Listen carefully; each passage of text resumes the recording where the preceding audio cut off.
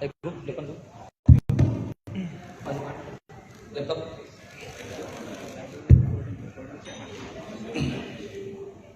Pointer.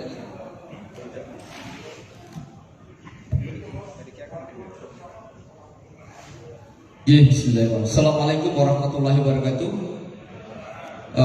Yang kami hormati Bapak Ibu pimpinan dan anggota DPR Kabupaten Banjarnegara, Pak Sekwan beserta seluruh jajarannya.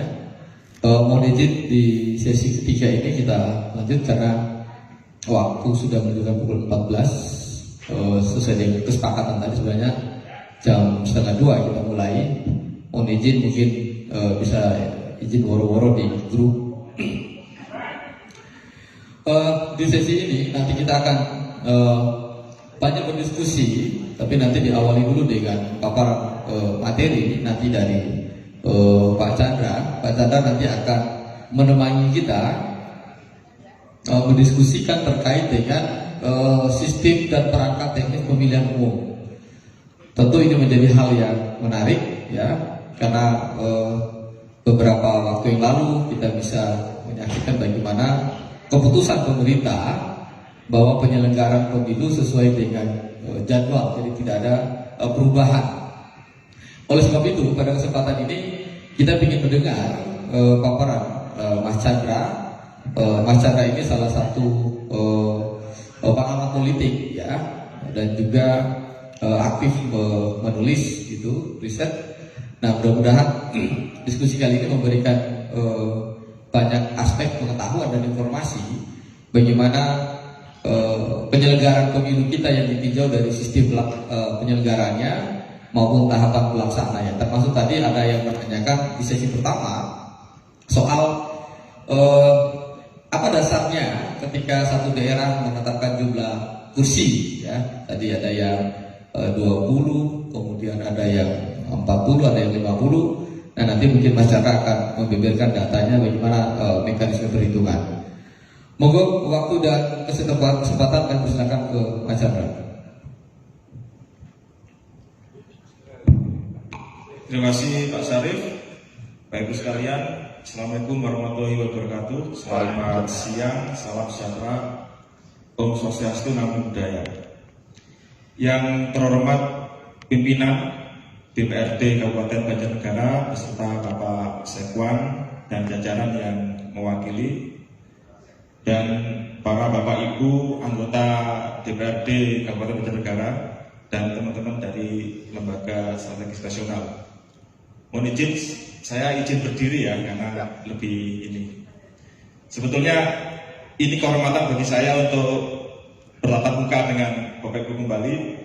Saya masih ingat beberapa tahun yang lalu saya dengan Pak Ketua ini, Pak Ismawan ini kita sering berhadapan, terutama kalau ada sengketa-sengketa pilkada di beberapa kabupaten.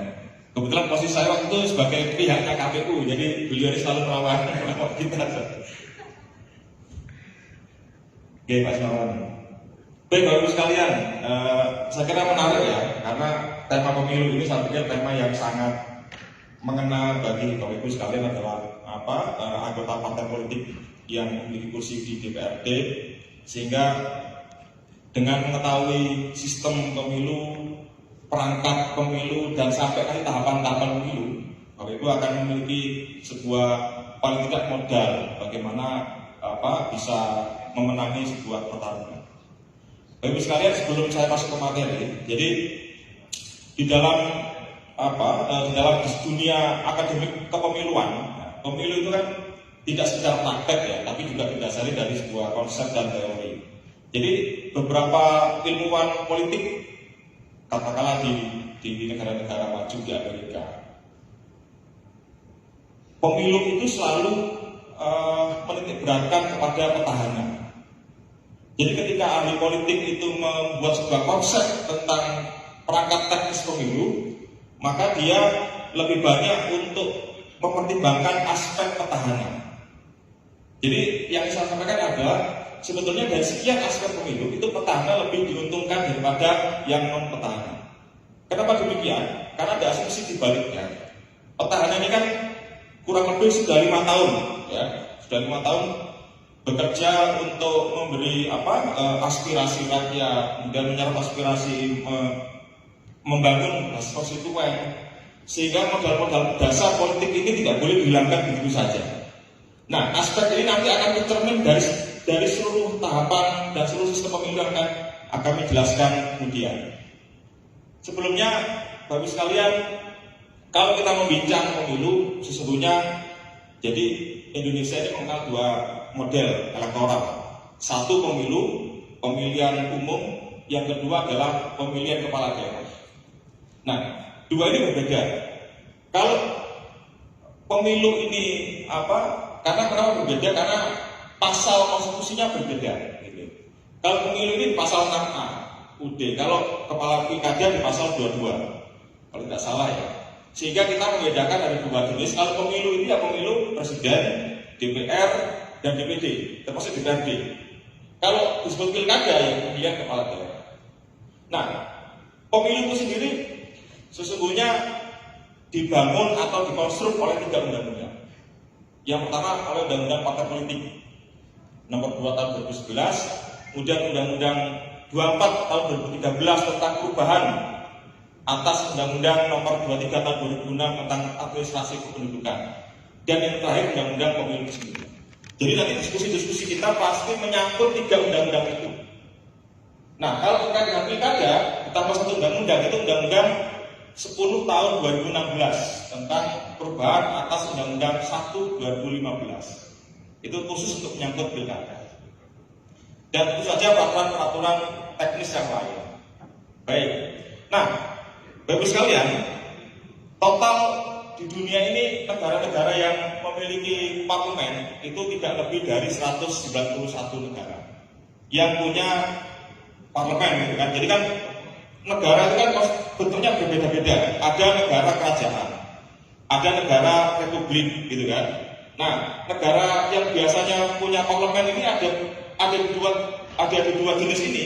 Negara kerajaan pun punya parlemen, apalagi yang negara berbasiskan republik, gitu kan. Contoh negara-negara kerajaan yang punya parlemen, Malaysia punya parlemen, Inggris sebagai eyangnya monarki konstitusional, dia punya parlemen. Apalagi negara-negara republik seperti Amerika, negara-negara di Asia dan termasuk di Indonesia, dia berbasiskan republik. Nah, total kalau kita hitung dari negara-negara yang punya parlemen ini tidak lebih dari 191.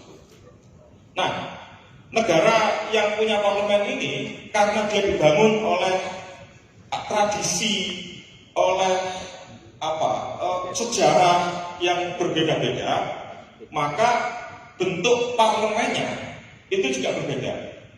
Nah, bentuk parlemen berbeda mempengaruhi bentuk elektoralnya, bentuk sistem pemilunya.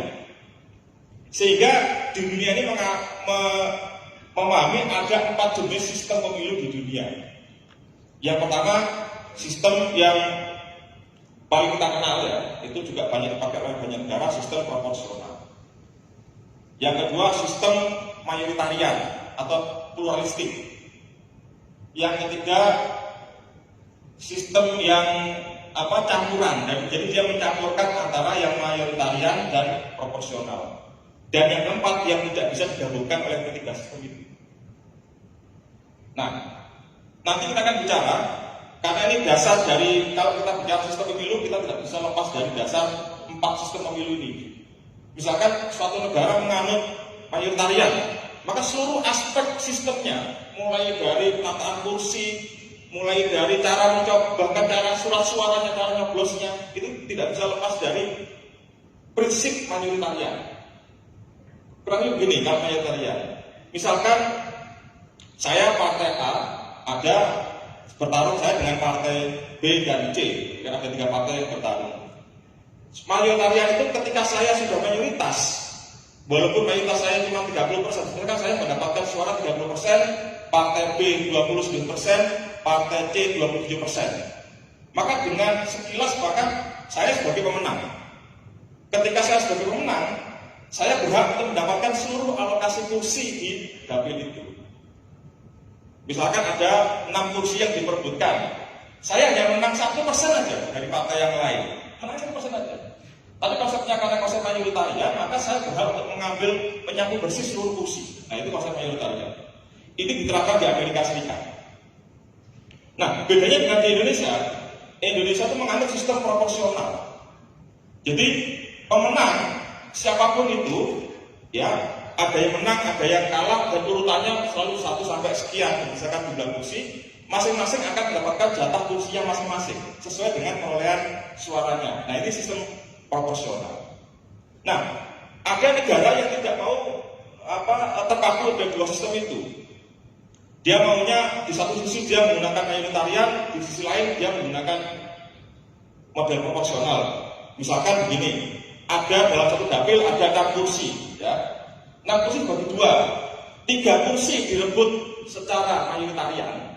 Jadi suara terbanyak itu, 3 kursi lainnya direbut secara proporsional. Nah, biasanya ini negara-negara yang Jerman, ya, Jerman menganut sistem ini. Nah, baik. Nah, Indonesia sudah disepakati sejak awal, sejak tahun 55 kalau Bapak Ibu mirsani sistem pemilu 55 itu dia menggunakan sistem proporsional. Bahkan cara nyoblosnya pun sama dengan sebetulnya agaknya dengan cara nyoblos pada pemilu-pemilu yang kita kenal zaman reformasi ini. Nah, untuk sistem proporsional sendiri itu juga jenisnya macam-macam. Jadi anatomi pemilu itu sangat kompleks, ya. Kalau kita bicara sistem proporsional jenisnya juga ada 2, yaitu sistem pemilu daftar, ya, dan sistem pemilu saya kurang tahu bahasa Indonesianya, single transferable vote. Bedanya begini, kalau daftar, partai politik yang mau bertarung dalam pemilu dia menyediakan daftar calon, gitu kan? Satu daftar tergantung dari jumlah kursi. Misalkan kalau kursinya 6, berarti dia punya 6 daftar calon. Dia mempersilahkan pemilih untuk memilih 1 di antara 6 itu. Nah, itu sistem daftar. Nah, sistem daftar itu bisa 2, bisa tertutup, bisa terbuka. Kalau tertutup, partai tidak menunjukkan daftarnya. Monggo Bapak, monggo. Kalau daftar tutup, partai tidak menunjukkan daftarnya. Daftarnya disimpan di KPU. Ini pernah kita alami pada pemilu 99, pemilu 2004, itu sistem daftar tertutup. Nah, yang kita lakukan pada tahun 2009 sampai hari ini itu namanya sistem daftar terbuka. Yang awalnya daftarnya disimpan di KPU, sekarang daftarnya dibuka di bilik suara. Nah, makanya kemudian disebut sebagai daftar terbuka. Nah, ada juga negara yang menggunakan sistem pemilu transferable vote. Jadi misalkan seorang pemilih berhak untuk memilih 6 suara, 6 wakil, gitu kan? Karena kursinya ada 6, maka dia berhak untuk memilih 6 wakil. Jadi untuk partai A, ya, dia nyoblosnya berdasarkan ranking. 1 dari kan ada 6 calon, di ranking sama dia. Ranking 1 nomor 2, ranking 3, ranking 2 nomor 3. Jadi dia ranking sendiri. Jadi satu pemilih bisa mencoblos lebih dari 1 pilihan berdasarkan pilihan dia. Nah, ini di negara-negara yang Jerman juga menggunakan seperti itu. Sampai kita kalau di Indonesia selalu rumit, ya. Jadi tidak menggunakan sistem itu. Nah, ini kelebihan sistem PR ini proporsional representatif. Kelebihannya sistem proporsional, semua aspek terwakili. Jadi kalau partai-partai yang ada di Senayan sekarang jumlahnya 9, okay? Itu mewakili setiap kepentingan, setiap ideologi, setiap orientasi politik. Jadi semua diwadahi dalam sistem proporsional. Nah, termasuk dengan aspek kedaerahan, itu juga bisa mewadahi masyarakat yang dari berbagai etnis tersendiri. Nah, namun sistem proporsional juga mengandung kelemahan. Karena dia mewakili banyak orientasi ideologi, orientasi politik, dan etnis segala macam, maka partai yang dihasilkan dari sistem proporsional juga tidak sedikit, banyak gitu. Kalau di DPR RI ada 9, mungkin di DPRD kabupaten kota itu lebih dari 9. Karena di DPRD kabupaten kota tidak ada pengaturan tentang electoral threshold atau pembatasan ambang batas. yang diatur oleh ambang batas hanya di tingkat DPR RI. Baik. Nah, Bapak sekalian, kita masuk pada perangkat teknis pemilu. Tadi saya yang menggambarkan gambaran-gambaran singkat. Nah, kalau kita bicara pemilu, itu ada 6 aspek yang harus kita ketahui. Yang pertama, daerah pemilihan. Tadi sekilas disampaikan oleh Pak Sarif, dasar apa suatu DPRD jumlah kursinya 50, sementara daerah lain jumlah kursinya 45. Nah, ini nanti di aspek daerah pemilihan. Kedua, tentang pencalonan atau peserta. Ini misalkan sama tadi, misalkan apa syarat-syarat seorang warga negara bisa dicalonkan sebagai peserta pemilu dan bagaimana model pencalonan. Yang ketiga, model penyuaraan, surat suara. Jadi kita mengalami berbagai macam pergeseran cara model penyuaraan. Kalau di pemilu 55 itu Bapak Ibu sekalian ada keunikan. Satu lembar surat suara itu jumlah partainya banyak, ada sampai 60 partai politik. Gambarnya hanya berisi nomor dan gambar dan nama. Namun di pojok kanan bawah di dalam lembar surat suara pemilu 55 itu disediakan kolom isian yang semacam kotak itu. Pemilih dipersilakan untuk menulis. Jadi dia bisa mencoblos dari yang disediakan di lembar surat-surat itu, atau dia bisa menuliskan pilihannya di dalam kotak di kanan bawah itu. Nah, itu tahun 55. Tahun 2009 kalau tidak salah kita menggunakan sistem contreng gitu kan. Nah, itu kemudian direvisi tahun 2015 kita sudah mengembalikan coblosan. Yang keempat, formula pemilihan. Formula pemilihan ini misalkan mungkin jenengan ingat ada pergeseran cara menghitung suara menjadi kursi. Kalau dulu itu menggunakan pemilu 2009 ke belakang, ya, itu menggunakan sistem BPP, bilangan bagi pemilih. Kalau mulai tahun 2019, ya, itu sudah menggunakan sistem santai lagu. Nah, ini maksud di formula pemilihan. Yang kelima, ambang batas. Jadi saya sampaikan bahwa satu negara itu mengatur sendiri ambang batasnya. Kalau di Indonesia diatur ambang batas hanya di tingkat DPR RI, yaitu 4%. Sementara di tingkat kabupaten dan provinsi tidak diatur ambang batasnya. Yang kelima, desain keserentakan. Jadi misalkan pemilu pilpres digabung, ada pemilu DPD digabung. Kalau sekarang Indonesia mengenal 5 jenis keserentakan. Jadi kita akan memilih 5 jenis surat suara dalam satu waktu. Tapi kemarin ada usulan agar ada pemilu nasional, memilih presiden dan DPR RI dan DPD, kemudian disusul oleh pemilu lokal, memilih DPRD kabupaten kota, provinsi, dan memilih kepala daerah. Ini beberapa macam usulan-usulan. Nah, yang pertama kita masuk ke daerah pemilihan. Jadi daerah pemilihan itu dimaknai, saya pikir ini sudah menjadi praktek kita sehari-hari. Daerah pemilihan ini tempat kita bertarung. Bagi partai politik, dapil ini tempat kita bertarung. Ya. Tapi bagi rakyat, bagi masyarakat, dapil ini tempat masyarakat menentukan aspirasinya kepada wakilnya. Nah, makanya untuk mengefektifkan bagaimana cara bertarung dan mengefektifkan bagaimana masyarakat itu menyampaikan aspirasi pada wakilnya, maka diatur. Biasanya satu dapil terisi berapa kursi, itu ditentukan. Nah, kalau di Indonesia, jadi saya langsung saja jadi ada berbagai macam jenis dapil kecil, dapil sedang, dapil menengah. Itu menunjukkan berapa jumlah kursi yang tersedia dalam satu dapil. Misalkan kalau di kabupaten, dapil Kabupaten Banjarnegara 1, mungkin kursinya mungkin berasal mungkin saya pikirkan aja ya, kalau saya contoh saja itu 7 misalkan atau 8. Itulah besaran dapil. Nah, kalau banyak kursi di dapil Banjarnegara 1 jumlahnya 7 atau 8, maka dia masuk di model dapil sedang. Nah, secara teori jumlah kursi di suatu dapil ini mempengaruhi sistem politiknya.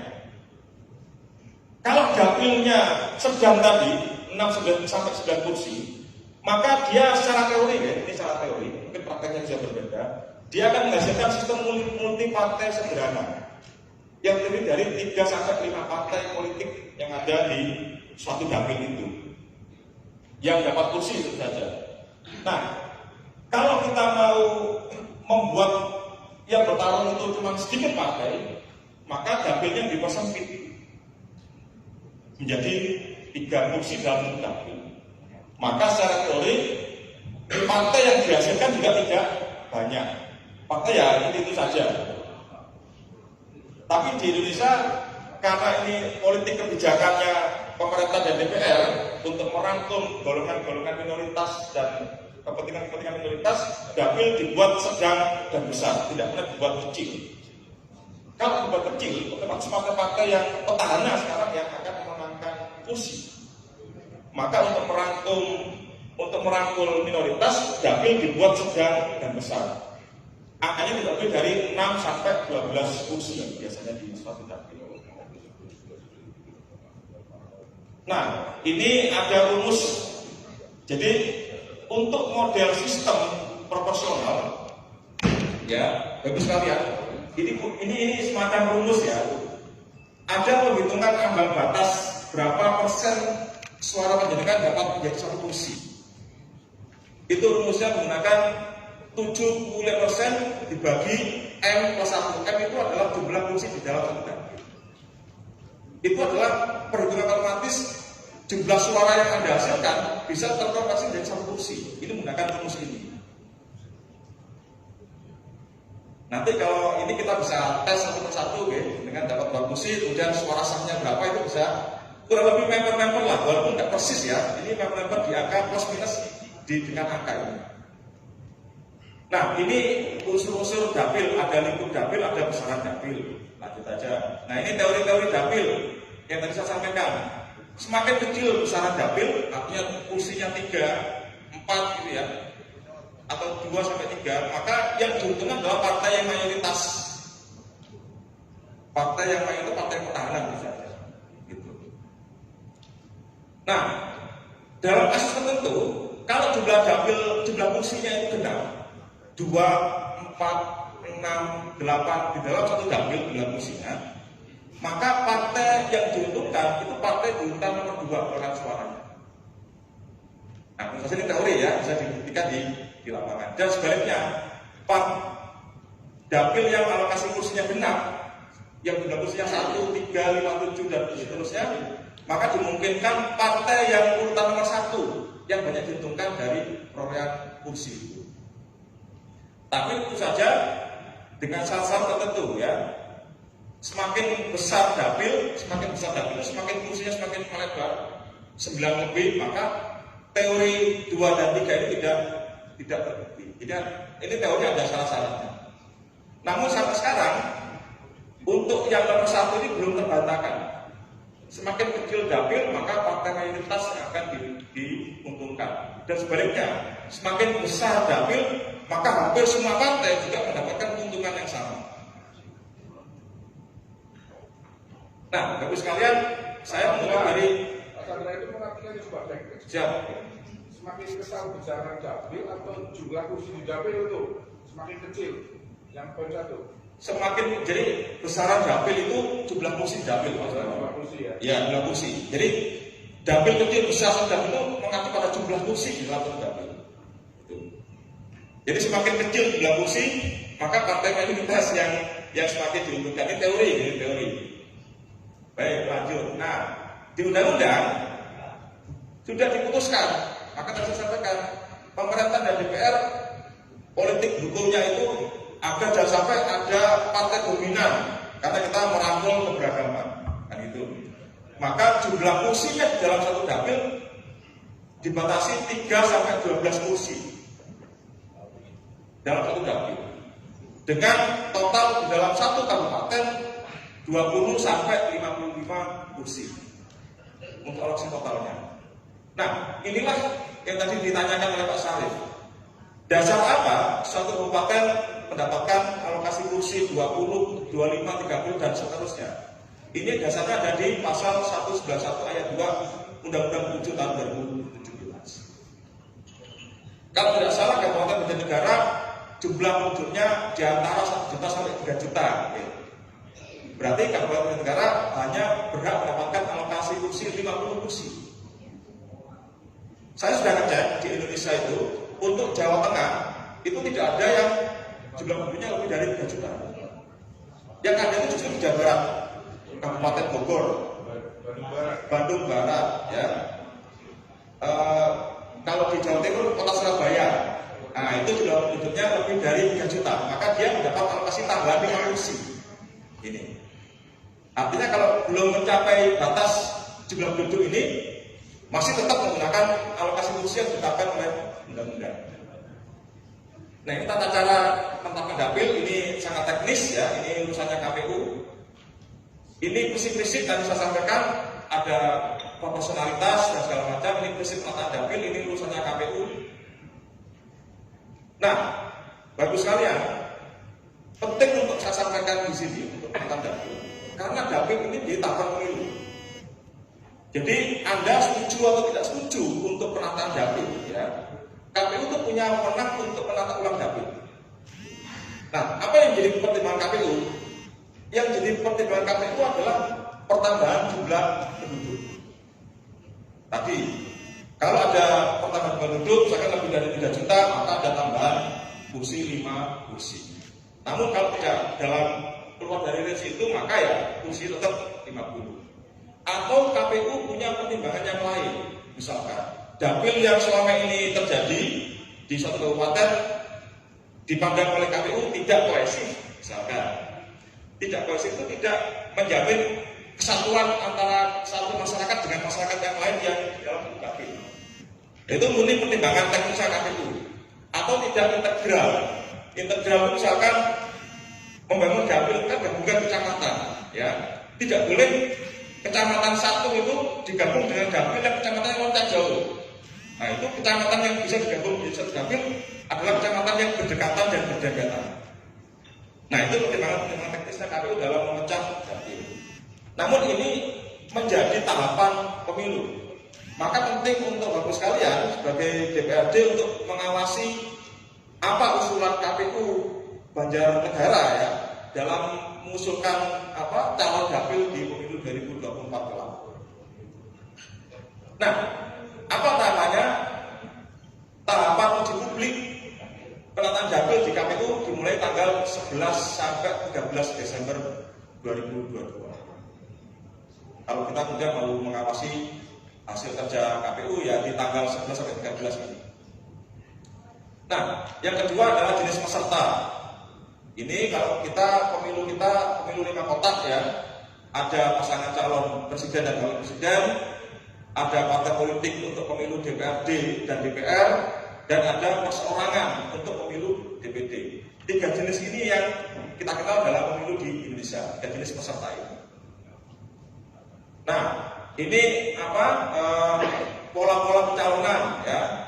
Misalkan setiap partai mengajukan 1 nama. Tadi saya sampaikan di sistem yang model mayoritarian, partai tidak perlu capek-capek mengajukan sampai 12 calon, sampai 10 calon ya. Tapi di sistem mayoritarian partai cukup mengajukan 1 nama saja, atau 2 nama saja, atau 3 nama saja, karena dia akan menyapu habis seluruh kursi di dapil itu.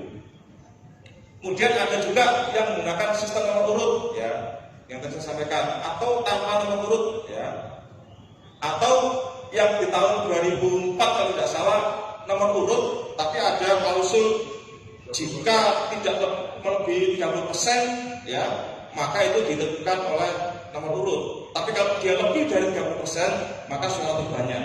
Nah, kemudian dibatalkan oleh MK di tahun 2009. Nah, ini isu-isu gender lah ini. Paling tidak di dalam satu susunan daftar calon itu mengikut sertakan unsur 30% perempuan. Biasanya diacak. Kalau urutannya 1, 2, 3-nya perempuan, 4, 5, 6-nya perempuan. Biasanya diacak seperti itu. Ini persyaratan untuk presiden tidak jauh beda, sama dengan persyaratan pilkada 20% dan 20%. Ini ambang batas berapa persen misalnya. Jadi tempo hari banyak perdebatan berapa persen partai politik bisa mengajukan calon presiden, gitu kan? Kalau undang-undang 20%, tapi ada gugatan dari partai politik yang lain harusnya 0%, gitu kan? Ada garis tentang itu. Nah, MK menyerahkan urusan persentase itu pada DPR dan pemerintah. Itu maksudnya begitu. Oke, ini persyaratan ya, Bapak sekalian. Perlu saya sampaikan bahwa sekarang ini sudah masuk tahapan persiapan pendaftaran partai politik, ya, untuk menjadi peserta pemilu 2024. Nah, ini sebagai agar dengan partainya bisa menjadi peserta, maka inilah syarat-syaratnya. Ya, di antaranya adalah Anda harus mendapatkan anggota 1.000 orang atau 1/1000 dari jumlah penduduk. Misalkan Kabupaten Banjarnegara jumlah penduduknya lebih dari 1 juta, maka diambil angka maksimalnya 1.000 orang, gitu. Untuk anggota partai politik. Nah, bagaimana dengan partai-partai? Jadi begini, MK sudah memutuskan untuk partai-partai yang sudah lolos di Senayan, yang 9 partai itu tidak lagi diverifikasi faktual, hanya diverifikasi administrasi. Jadi ada 9 partai yang ada di Senayan yang hanya melakukan verifikasi administrasi. Ini persyaratan DPD. Nah, ini adalah tahapan pendaftaran sampai penetapan partai politik sebagai peserta pemilu. Pendaftaran untuk pemilu sekarang itu berbeda dengan pendaftaran di pemilu yang lalu, ya. Kalau yang lalu setiap DPC, DPW atau DPD itu mendaftarkan di KPU masing-masing, kan itu. DPC misalkan kabupaten daftarnya di KPU kabupaten, DPW atau DPD daftarnya di KPU provinsi. Kalau sekarang enggak, yang daftar cukup DPP. Jadi cukup DPP aja daftarnya di KPU, gitu. Jadi DPC atau DPW sudah tidak perlu lagi terlibat dalam proses pendaftaran, tapi wajib untuk menyertakan syarat-syarat pendaftarannya di dalam sistem politik namanya sistem informasi partai politik atau SIPO KPU. Nanti pendaftarnya diwakili oleh ketua umum atau sekjen DPP partai masing-masing.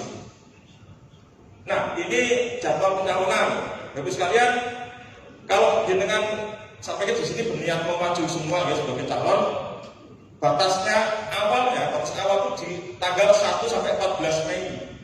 Anda sudah harus dicalonkan oleh partai politik ke KPU sebagai seorang calon, gitu kan.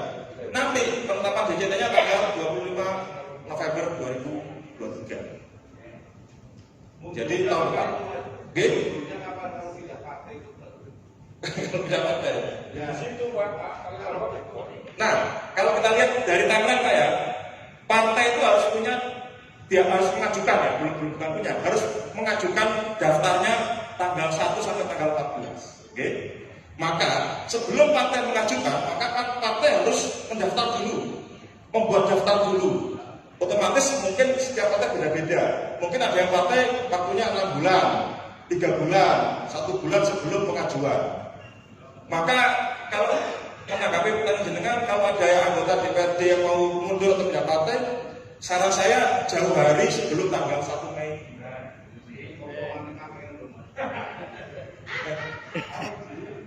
Tapi kan walaupun mundur kan belum tentu jadi PAW kan. PAW itu kan keterhormat gentleman. Jadi batas maksimalnya harus mundur sebelum tanggal 1 Mei. Untuk biar bisa dicalonkan oleh partai politik yang lain. Nanti DJT-nya bareng dengan DJT-nya DPD dan DJT-nya Presiden tanggal 25 November 2023. Nah, sebagai informasi, DJT-nya ini mundur, Pak. Kalau dulu DJT-nya dengan coblosan itu selangnya pemilu yang 2019 230 hari, Pak. Jadi ada masa kampanye sepanjang 210 hari kalau tidak salah kampanyenya. Tapi kalau sekarang karena DJT-nya mundur, sementara coblosannya tanggal 14 Februari, ya, dan ada masa tenang 3 hari sebelum coblosan, tanggal 11 itu masa tenang, maka kampanyenya dengan hanya berhak kampanye hanya tidak boleh lebih dari 75 hari. Malah kelamaan gitu. Itu sudah diperpendek. Duitnya ini. Itu sudah diperpendek. Nah, 1,5 bulan. ini yang tadi saya sampaikan. Sesungguhnya sistem pemilu ini dia menguntungkan petahana. Kan gini. Dengan memperpendek masa kampanye dari yang kemarin 210 hari sekarang jadi 75 hari, maka yang menguntungkan pasti petahana. Karena dia sudah punya modal konstituen. Sudah pernah Nyawer. nyawer gitu kan. Nah, sementara yang calon-calon baru ini yang mesake gitu kan, harus bekerja dengan para petahana dengan masa yang sangat pendek. Nah, itu saya sampaikan desain ini Pak sudah menguntungkan panjenengan semua. Nah, ini model surat suara yang tadi saya sampaikan. Nah, ini saya pikir ya sudah tahu semua model coblosan, ada contreng, ya, ada nulis kalau di pemilu 5 bahkan menulis nama partainya di pojok kanan bawah. Nah, saya sampaikan aja, ada usulan KPU untuk menyederhanakan surat suara. Jadi masyarakat itu menurut jajak pendapat bingung Pak. Terlalu banyak surat suaranya, terlalu lebar, bahkan seukuran koran gitu kan. Terlalu masyarakat bingung, hanya usulan KPU akan dibuat penyederhanaan. Kurang lebih ada 6 model penyederhanaan lah. Ini contoh-contohnya sudah saya sampaikan di sini lagi. Ini hanya contoh usulan dari KPU tentang penyederhanaan surat suara. Ada model 1, model 2, model 3. Apa? Arahnya kemana? Kalau bocoran, ya, bocoran di komisioner, kebetulan juga saya juga masih di sana, itu kita kembali pada model 2019, model 5 jenis suara, jadi tidak ada penyederhanaan. Sendiri-sendiri ya. Oke, yang ini usulan dari KPU periode sebelumnya. Kan KPU kan sudah ganti kan ini. Ini model dari KPU sebelumnya. Kalau KPU baru ini kayaknya akan kembali ke model 2019, tidak ada lagi penyederhanaan. Sama persis dengan tahun 2019. Nah, ini sengketa DJT, validasi surat suara. Nah, karena beda sekali ini isu yang perlu kita perhatikan. Karena kampanye itu sekarang waktunya pendek, 75 hari, ya. Padahal di dalam kampanye itu ada waktu untuk sengketa calon, ya, misalkan dengan usulnya ke partai di dapil ini, tapi tiba-tiba KPU memutuskannya di dapil 2, maka jenengan punya hak untuk bersengketa, gitu kan? Yang kedua, KPU akan meminta waktu untuk penyiapan logistik. Maka di dalam politik hukum penyesuaian masa kampanye ini, validasi surat suara tidak lagi pasca DJT, tapi pasca DJS. Jadi maka DJS itu akan dianggap sebagai bukan final ya, tapi dianggap oleh setengah matang gitu loh DJS itu. Dengan anggapan yang akan berubah saat DJT tidak terlalu banyak. Jadi DJS ini tahapan yang sangat menentukan untuk di mana kita akan bertaruh di sebuah dapil. Ini formula pemilihan. Jadi Bapak sekalian, formula pemilihan itu kurang lebih adalah ada model kuota. Kuota itu yang sekarang yang dulu kita kenal sebagai BPP, bilangan bagi pemilih. Yang satunya model divisor. Divisor itu yang santai lagu gitu, yang dibagi dengan bilangan 1357. Untuk pemilu 2019 sampai pemilu 2024 kita masih menggunakan model santai lagu ini. Jadi suara sahnya partai politik di suatu dapil dibagi dengan bilangan bagi 1, 3, 5, 7, 11, 13 dan seterusnya bilangan ganjil. Baru bisa ditentukan urutan perolehan kursi di masing-masing dapil. Ini akan kita gunakan untuk pemilu 2024 besok. Sama, masih sama, tidak berubah. Nah, kalau saya sekilas ya, ini contoh saja, mohon maaf, ini contoh. Ini model penghitungan menggunakan BPP, ya, di suatu kabupaten di Kota Timur, di dapil 4, ya. Kalau menggunakan BPP, mohon maaf ini saya contoh saja ya, ini PKS nggak dapat kursi. Tapi kalau menggunakan model divisor, ya dengan suara partai yang sama, PKS malah dapat kursi. Ini jadi model penghitungan suara juga berdampak pada perolehan kursi. Walaupun suaranya sama, kursi yang didapatkan bisa jadi berbeda atau bisa jadi sama tergantung dari besaran perolehan suara. Ini contoh saja. Yang seperti ini nggak banyak di Indonesia. Ini contoh yang bisa temukan. Kalau pemilihan presiden masih sama 2 putaran, kalau tidak melebihi dari 50% atau 20% dari setengah jumlah provinsi di Indonesia, maka ada putaran kedua. Oke, ini langsung saja ambang batas masih tetap ya. Secara matematis ini rumusnya. Kalau Anda mau menghitung, saya perlu berapa suara untuk bisa mendapat 1 kursi. Ini rumus matematikanya. 70% dibagi M+1. M itu adalah alokasi kursi di satu dapil. Ini rumus matematikanya. Nanti hasilnya juga tidak lebih dari itu. Misalkan contoh dapil DPR dari Jatim 1, alokasinya 10 kursi, maka ambang batasnya adalah 6,81%. Itu dihitung dari suara sah. Jadi suatu partai bisa mendapatkan 1 kursi kalau dia memiliki suara sah 6,8% dari total suara sah di dapil itu. Ya, nanti tinggal dikalikan aja berapa total suara sahnya. Ini teorinya. Nah, ini ambang batas. Jadi ada 2, ambang batas matematis yang tadi ini, ada angka matematisnya, ada ambang batas legal yang disahkan oleh undang-undang. Ambang batas legal di Indonesia menurut undang-undang sekarang naik ya. Kalau dulu tahun 2014 hanya 3,5%, sekarang naik menjadi 4%.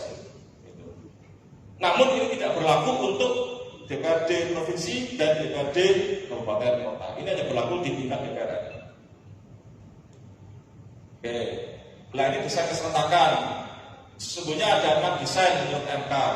Ini saya pikir jenengan bisa pelajari sini. Baik, Ibu sekalian, Bapak Ibu sekalian, saya kira itu pengantar singkat ya tentang sistem dan desain pemilu. Nanti bisa kita sambung dengan diskusi. Terima kasih. Iya, terima kasih Mas Anda. Kita aplaus untuk narasumber kita. Kita masuk ke sesi diskusi. Monggo yang ingin mengajukan pertanyaan. Y1, silakan. Silakan, Pak. Baik. Terima kasih. Yang saya pertanyakan khusus di Kabupaten Banjar itu 1. Ini kan ada di Kabupaten Banjar ada 6 dapil ya. Ya. Ini kayaknya bisa nggak dirubah itu sistemnya seperti apa? Mekanikanya apakah dari ketua atau parpol, karena kurang adil itu begini. Misal dapil 1 kan 10 kursi. Nah, ini dapil 6 kursi gitu loh. Ini yang pertama, itu coba caranya seperti apa yang adil gitu loh. Jadi 6 bisa menjadi 7 lah, yang 10 yang kurangi 1. Nah, itu mungkin yang pertama, karena saya tidak menang. Terus yang kedua, kayaknya di PDIP itu wanita seperti dapil 6 aja sampai sekarang rencana calon itu tidak ada yang cewek gitu. Sama double kira-kira tidak ada yang perempuan, kira-kira bisa enggak? Itu pertanyaan 2 dulu. Siap. Tolong dijawab dengan tegas dan terima kasih. Siap, pimpinan. Langsung ya Pak, Mas Arif langsung ya. Baik, terima kasih Pak. Ya, ini menarik ini. Karena dapil ini, Bapak sekalian, saya ini punya teori ya. Kalau partai politik itu canggih ya, canggih itu macam-macam lah ya. Canggih itu ya,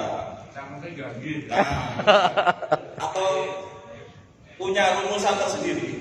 Dapil ini cukup membantu Pak, untuk jenengan bisa, walaupun nggak mutlak ya, tapi bisa nambah bantu sedikit lah suara-suara kursi-kursi partai. Nah, sekarang begini, di Kerja Negara ada 6 dapil. Namun perolehan kursinya tidak setara kan. Dapil 1 10, dapil 2 berapa Pak? 9, dapil 3 9. Nah, Jadi memang Pak, ya ini tata cara. Jadi memang alokasi kursi, misalkan Banjarnegara kursinya 50, ngeten nggih. 50 didistribusikan secara proporsional ke 6 dapil, kan ngeten.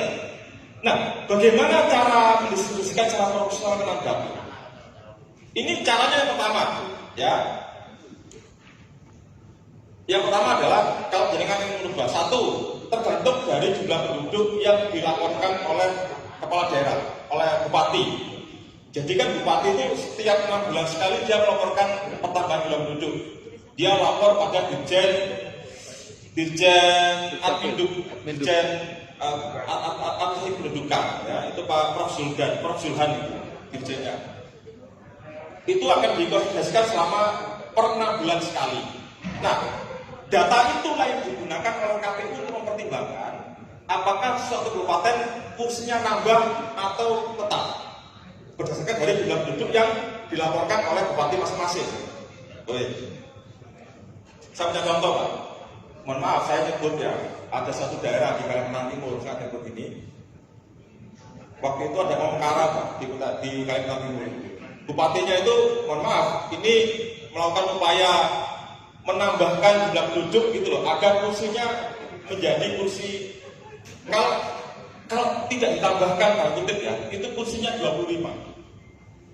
Karena bupati ini ingin membagi kursi ke partai-partai, maka penduduknya ditambahkan sedemikian rupa sehingga sampai di angka 45. Nah ini kasus-kasus lah gitu. Biasanya seperti itu yang terjadi di luar Jawa.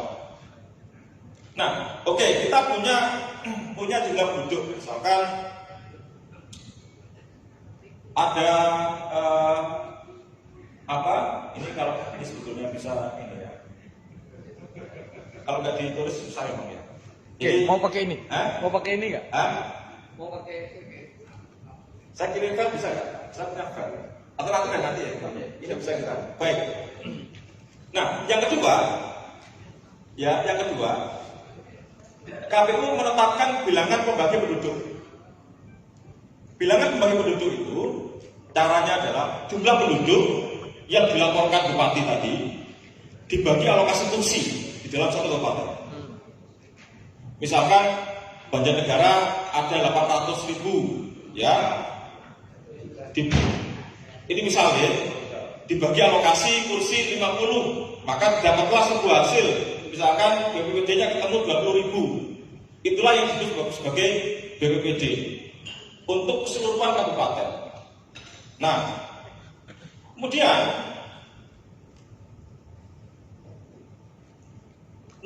ya, Kabupaten Banjarnegara punya berapa kecamatan? 20. Nah, 20 itu kan ada jumlah penduduknya masing-masing di masing-masing kecamatan. Misalkan kecamatan A jumlah penduduknya 20.000, misalkan ya, misal. Maka jumlah penduduk kecamatan A itu harus dibagi BPPD sehingga mendapatkan alokasi kursi per kecamatan. Kalau nanti kita susun, ya, setiap kecamatan 20 itu misalkan kecamatan A ketika dibagi angka BPPD, angka 20.000 itu ada yang 3, sekian, ada yang 1, sekian, ada yang 2, sekian, bahkan ada yang 6, sekian. Kalau 6, sekian itu biasanya di kecamatan kota yang jumlah penduduknya besar, maka hasil baginya juga semakin besar. Di kecamatan-kecamatan yang terpinggirkan, yang bukan kecamatan yang perbatasan, biasanya penduduknya sedikit, maka biasanya hasil baginya 0, sekian atau 2, sekian.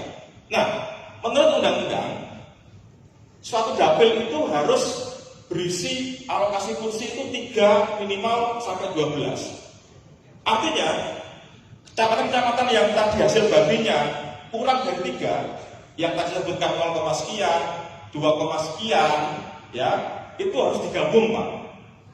Gitu. Kemudian kecamatan yang hasil baginya lebih dari 3, misalkan kecamatan kota, itu hasil baginya adalah misalkan 6, sekian, dia boleh menjadi dapil tersendiri tanpa gabung dengan kecamatan yang lain. Boleh Pak, boleh. Nah, tapi kecamatan yang hasil baginya kurang dari 3, dia harus gabung untuk mendapatkan hasil baginya 0, sekian, 1, sekian, 2, sekian. Kalau dijumlahkan kan hasilnya 3, sekian. Nah, itulah boleh menjadi dapil tersendiri. Jadi kecamatan A digabung dengan kecamatan B, digabung dengan kecamatan B. Aspek pertama adalah aspek hasil bagi. Kedua adalah kedekatan, ya, integralitas. Tentu saja tidak boleh kecamatan A di timur sungai digabung dengan kecamatan B di barat sungai, itu nggak boleh karena kayak integral. Itu aspek-aspek yang lain. Kemudian setelah kita tadi ini nomor 3 menghitung alokasi kursi per kecamatan ya di 2, sekian, 0, sekian, 6, sekian, itu kemudian digabung Pak, disusun. Ya, disusun. ABC digabung menghasilkan hasil bagi 3, sekian, maka dia bisa sah jadi satu dapil tersendiri. Nah, kalau kemudian sudah disusun jadi dapil, maka dihitung Pak, alokasi kursi per dapilan dihitung. Ini menggunakan, kalau jangan masih ingat, caranya sama persis dengan cara BPP, bilangan pemilih, persis sama cara. Kalau dulu BPP itu menggunakan pemilih, kalau sekarang penduduk BPPD. Untuk nomor 5 caranya persis dengan begitu cara BPP. Nah, kemudian dijumlahkan, jumlahnya nomor 6 ini, ya, menjumlahkan alokasi kursi seluruh dapil ini tidak boleh lebih dari alokasi tersedia dari undang-undang. Jadi kalau ketika nomor 5 ini di per dapil dijumlahkan, jumlahnya harus sama persis dengan jumlah alokasi kursi di satu kabupaten di suatu banjar negara. Misalkan 50, ya, ini harus sama persis dengan 50. Nah, kurang lebih secara teknis, Pak, memang, tapi ini adalah cara matematis. Ini cara matematis. Tetapi, ya, dalam beberapa kasus, penentuan suatu dapil kursinya 10, kursinya 9, kursinya 6, memang dalam beberapa kasus dihitung dengan cara matematis seperti ini, Pak. Tapi ada beberapa kasus yang dihitung berdasarkan keputusan politik. Iya, itu ngeri. Nah, gitu Pak. Yang tadi saya sampaikan ini teknis Pak, ini otomatis ini kami bisa melakukan ini, stafnya banyak. Nah, jenengan inilah yang kemudian sebagai seorang pengambil keputusan politik ya, yang bisa mengusulkan kepada KPU dengan pertimbangan tertentu. Nah, apakah bisa? Secara undang-undang tidak bisa Pak. Tapi ada kasus itu terjadi di Banten untuk alokasi kursi di provinsi di DPRD Provinsi Banten di Lebak, di Tangerang A, Tangerang B. Tapi itu kursi DPRD provinsi itu terjadi.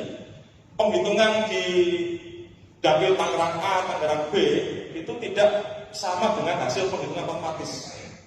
Tapi berdasarkan atas keputusan politik dari pengambil kebijakan. Karena waktu itu yang menentukan alokasi kursi dapil DPRD provinsi adalah DPR RI.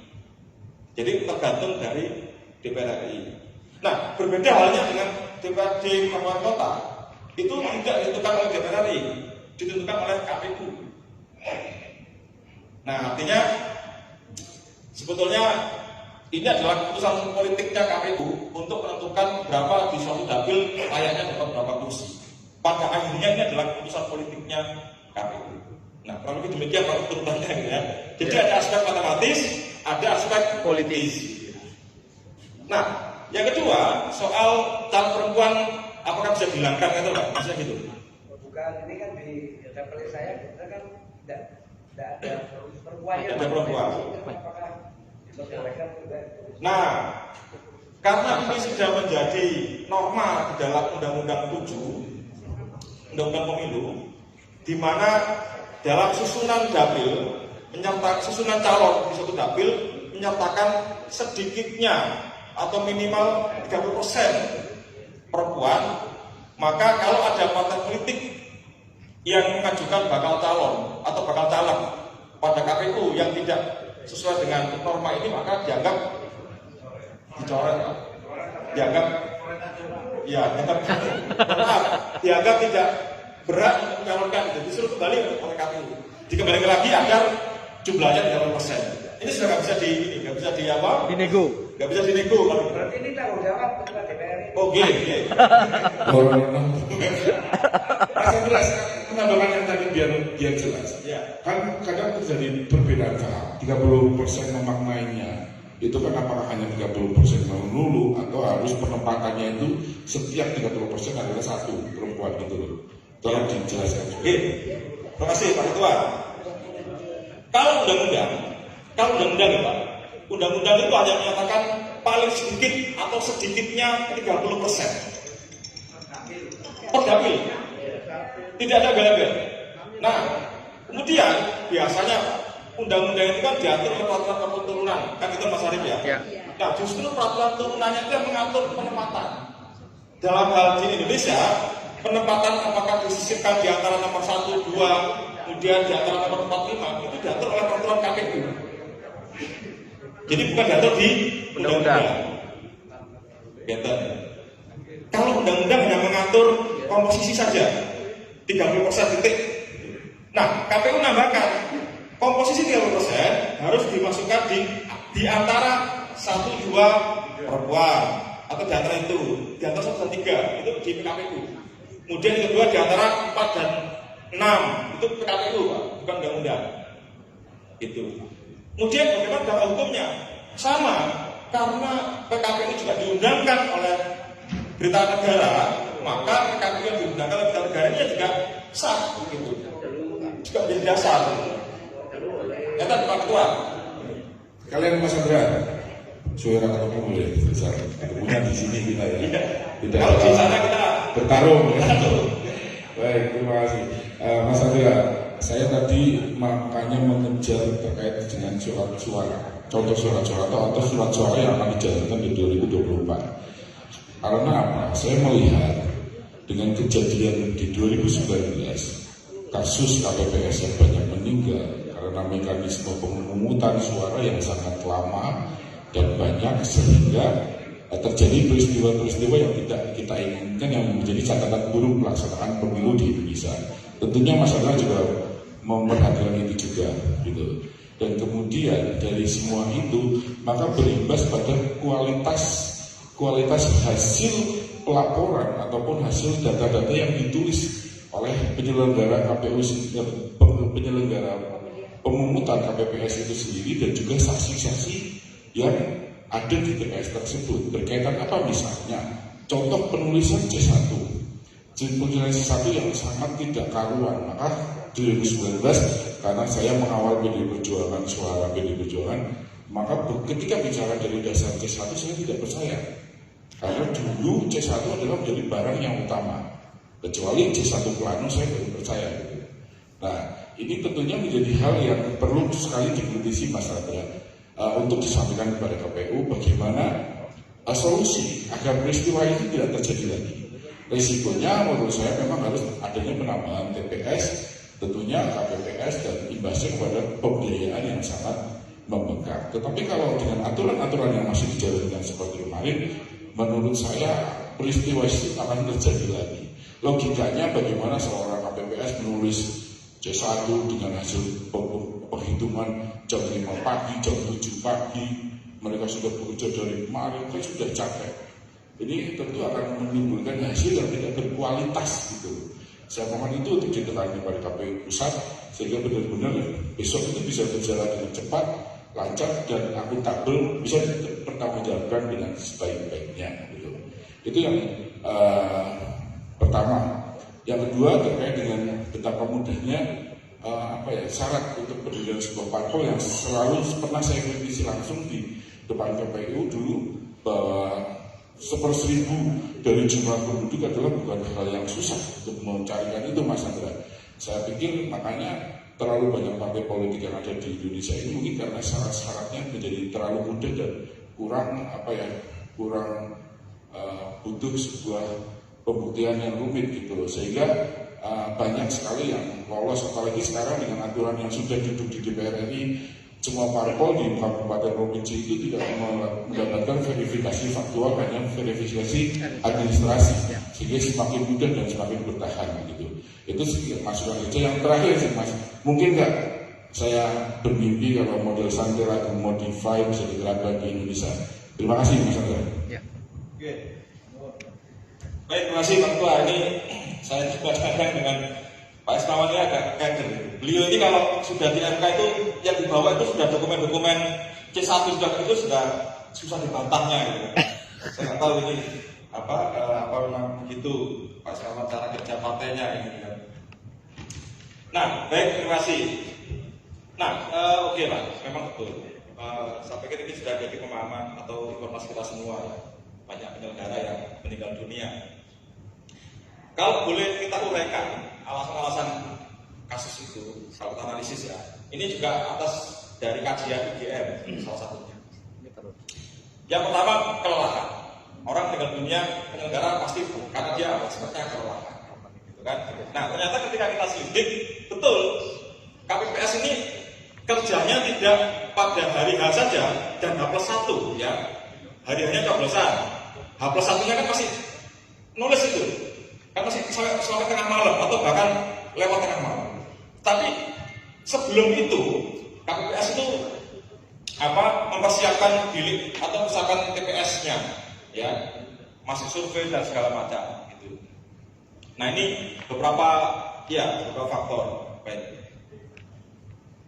Yang kedua, selain aspek kelelahan, itu juga, nah ini masalahnya, Undang-Undang 7, Pak Ismawan, itu mensyaratkan penyelenggara pemilu di semua tingkat, mulai dari KPU RI sampai KPPS, ya, atau kalau di Bawaslu mulai dari Bawaslu RI sampai pengawas TPS, itu tidak boleh menjabat lebih dari 2 periode. Nah, akibatnya kemarin disinyalir dan ada beberapa temuan dari para pimpinan komisioner, penyelenggara yang sakit, jatuh sakit, meninggal dunia itu banyak penyelenggara yang baru menjadi penyelenggara. Karena ada batasan penyelenggara yang sudah senior, yang sudah pengalaman, yang hanya tinggal mikir langsung jadi itu tidak boleh lagi menjadi penyelenggara. Karena di batasan periodisasi tidak boleh lebih dari 2 periode masa jabatan penyelenggara. Nah, ini beberapa hal yang membuat aspek kelelahan. Yang kedua, otomatis karena ada batasan periode, banyak KPPS baru yang kurang, ya ini kesalahan di pihak KPU ya, pihak kami bahwa kurang adanya bintek terstruktur dari KPU pada anggota KPPS yang baru. Bahkan saya kan juga disuruh juga mengkaji. Ternyata ada bintek yang di bintek itu hanya tingkat kecamatan saja, hanya PPK saja. Untuk KPPS itu tidak ada bintek, hanya diberikan buku saku saja. Ada yang seperti itu, sehingga bagi KPPS yang baru itu agak sulit untuk bekerja secara efektif gitu. Nah, ini juga aspek yang lain. Saya potong sebentar, itu saya tertarik dengan ini soalnya juga poin yang saya tekankan dulu ya. Terkait bintek KPPS, dulu kan dilaksanakan oleh PPS. Ya. Nah, ini menjadi hal yang sangat tidak menurutku yang menjadi anggota peserta bintek itu teman mainnya yang menyampaikan materi. Jadi menurutku harusnya berjenjang gitu.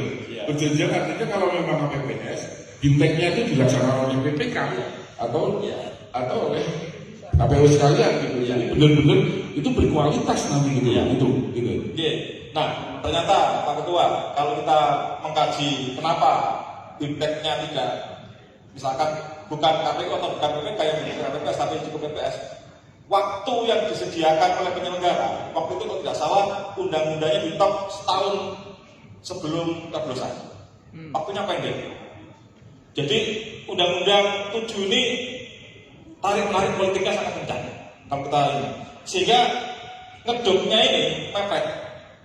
Ngedopnya mepet, waktu yang tersedia untuk persiapan juga mepet. Gitu kan? Sehingga ya ada, kalau itu levelnya level kebijakan KPU, kenapa nggak dibimbing KPPS ya, tapi silakan diberi buku saku dan PPS yang membimbing. Ini karena waktu yang tidak tersedia. Waktu untuk dari dom sampai coblosan ini tidak lebih dari 1 tahun.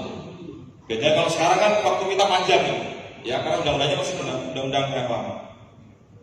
Nah, yang kedua tentang syarat-syarat partai politik. Sebetulnya ini hanya perspektif aja. Apakah ini syaratnya mudah atau sulit gitu ya?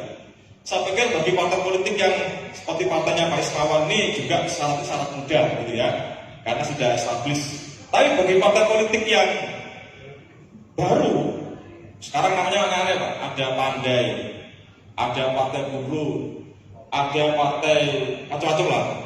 Bahkan ada partai mahasiswa, ini yang ini sering datang ke kantor kami itu ada partai mahasiswa gitu kan. Ada partai yang para milenial yang ya para sosialita tiba-tiba datang ke KPU. Nah ini macam-macam. Mereka menyatakan keberatan dengan syarat ini. Ya ini masalah perspektif aja. Sebetulnya ini sudah oleh DPR sudah dibuat ketat ya. Artinya partai politik itu ya wajib memiliki pengurusan di seluruh provinsi. Jadi tidak ada provinsi yang kosong tidak punya pengurus DPW atau DPD. Yang kedua, dari provinsi-provinsi itu ya dia harus punya pengurus cabang minimal di 75%. Jadi kalau kita punya kabupaten kota 514, kalikan 70%, katakan 300, itulah 300 wajib ada pengurusan cabang di Indonesia. Dari pengurus cabang-cabang itu, dia harus punya pengurus anak cabang atau tingkat kecamatan itu minimal 50%. Ya, jadi dia harus punya pengurusan 50%. Saya bayangkan, ya, partai apa tadi? Partai Pandai, Partai Buruh, Partai Mahasiswa. Kalau nyari pengurus di provinsi gampang, ya, gampang. Kalau cari pengurus tingkat DPD mudah, banyak. Sampai tingkat kabupaten mungkin mudah, ya. Tapi bayangkan betapa susahnya nyari pengurus tingkat kecamatan. Coba. Jumlah kecamatan kita itu 7.254 jumlah kecamatan. Kalau syarat minimalnya dari 50%, berarti dia harus punya pengurus kecamatan 3.500 sekian. Nah coba ini sebetulnya ini hanya masalah perspektif. Belum lagi yang tadi Bapak mohon maaf ini sulitnya mencari perempuan yang mau dijadikan caleg. Bahkan mohon maaf kadang-kadang partai politik ya hanya caleg itu hanya unsurnya ya pokoknya sesuai dengan undang-undang gitu. Apa ya sudahlah siapapun yang pokoknya ada perempuan yang sejumlah 30% tanpa melalui proses kaderisasi gitu, tanpa melalui proses pertimbangan bahwa ini bisa nambah kursi atau nambah suara tanpa melalui proses itu. Kuaton. Yang berikutnya nyari 1.000 orang ya nyari pengurus cabang, pengurus kecamatan aja susah menurut saya ya, pengurus partai-partai baru itu apalagi nyari 1.000 orang atau 1/1000. Kalau banyak negara kalau lebih dari 1 juta maka dia menggunakan angka 1.000. Kalau kurang dari 1 juta dia menggunakan angka 1/1000. Nah ini dan jangan lupa ya 1.000 orang dan 1/1000 itu harus dibuktikan dengan KTP, Pak Semawan. Harus dengan KTP. Tidak boleh sekedar nama saja. Jadi harus ada KTP-nya. Nah, bagaimana cara mencari KTP yang jumlahnya 1/1000 di suatu kabupaten ini kan butuh keahlian tersendiri. Maka kalau kita bandingkan, dulu tahun 2019 ada sekitar 76 partai politik berbadan hukum, ya, di Kemenkumham. Tapi partai politik yang lolos ikut pemilu hanya 16 partai politik. Gitu. Nah, kalau sekarang yang berbadan hukum di Kemenkumham informasi untuk tahun ini angkanya 80-an partai politik yang berbadan hukum. Kita belum tahu dari 80 itu yang lolos jadi partai politik peserta pemilu ada berapa? Lolos semua. Atau lolos semua. Gitu kan? Kita, inilah salah satu. Yang kemudian, oke, ini model perhitungan konversi tadi. Tadi ada konversi suara. Dari model divisor, misalkan begini, model divisor.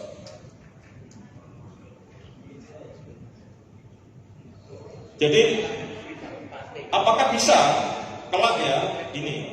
Oke, nah kalau menggunakan sate labu kita di dalam kolom divisor, ya di dalam kolom divisor ini. Di dalam kolom divisor ini jenisnya banyak bagus sekali. Ada sate labu. Sate labu itu diidentifikasi pembagian angkanya, angka ganjil 1, 3, 5, 7 dan seterusnya. Itu sate labu. Ya. Kemudian ada model sate labu modifikasi.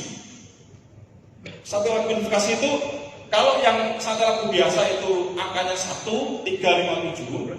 Sate labu modifikasi itu 1,4, 3, 5, 7. Oke, bedanya apa? Bedanya apa mas? Yang 1, 3, 5, 7 dengan 1,4, 3, 5, 7 bedanya apa? Bapak sekalian, saya sampaikan ya. Kalau kita menggunakan 1, 3, di Senayan ya 9 partai, ya. Tapi kalau kita menggunakan hasil bagi 1,4, 3, 5, 7, maka sebagian Anda akan tersingkir. Sebagian Anda akan tersingkir, tidak punya kursi.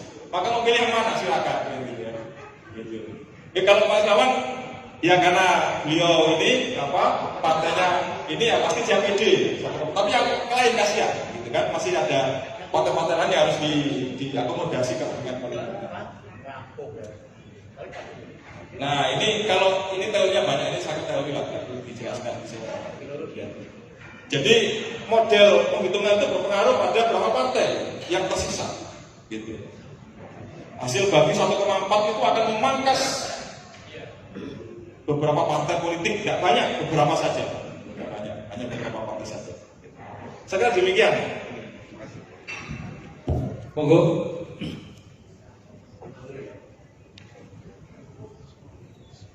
Mungkin Bu Dani juga mau tanya cara pindah partai bagaimana Bu? Atau dulu. Yang pertama, ini saya kemarin mendengar bahwa sistem pemilu kita mau tertutup. Coba sampai seberapa jauh ya, karena kita lihat bahwa dengan terbuka, dengan suara terbanyak, gitu ya, itu proses kaderisasi partai jadi kurang, gitu ya. Karena apa? Ada pendatang baru yang duitnya gede, lalu kemudian dia suaranya banyak walaupun nomor 10, tapi kalau misalnya di Dapil ada 10 kursi, dia bisa jadi. Mohon informasinya yang pertama. Kemudian yang kedua, ini juga tentang pilkada langsung ya, apa ini juga sudah paten untuk kepala daerah. Kayaknya sih begitu ya. Kemudian yang ketiga, katanya dengan kotak suara kardus. Ini sebenarnya ada penurunan. Dulu pakai aluminium, terakhir pakai kardus gitu ya. Yang sepertinya kalau menurut saya, apalagi kuncinya itu pakai plastik gitu loh ya. Ini kayaknya kok ada penurunan, gitu, ada penurunan. Walaupun kemarin aparat mengamankan ya, tapi tentu yang mengamankan manusia. Kalau yang mengamankan malaikat kayaknya sih clear. Jadi untuk Milu 24 apakah masih pakai kardus? Ya. Terakhir yang keempat tadi tentang sistem sate lagu itu kan tadi ada rumus gitu ya untuk mendapatkan satu kursi. Gitu. Apakah ada rumus yang untuk mencapai 2 kursi itu rumusnya bagaimana gitu ya supaya itu kan ini kan kayaknya kan wah ini kesimpulan saya sih untuk mendapatkan 2 kursi sumber dayanya besar gitu ya, lebih besar gitu ya dibandingkan dengan sistem yang lama sebelum satu lagu itu. Ya.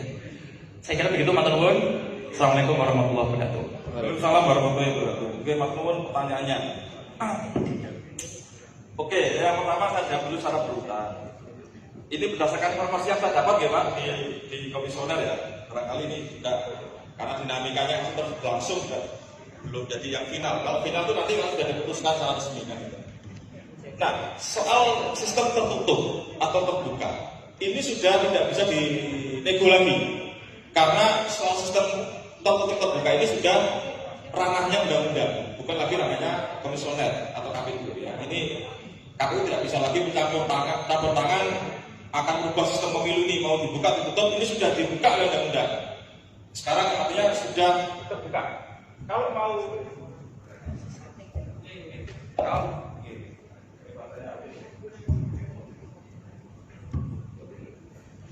mau dibuka, maka jenengan harus merubah undang-undang.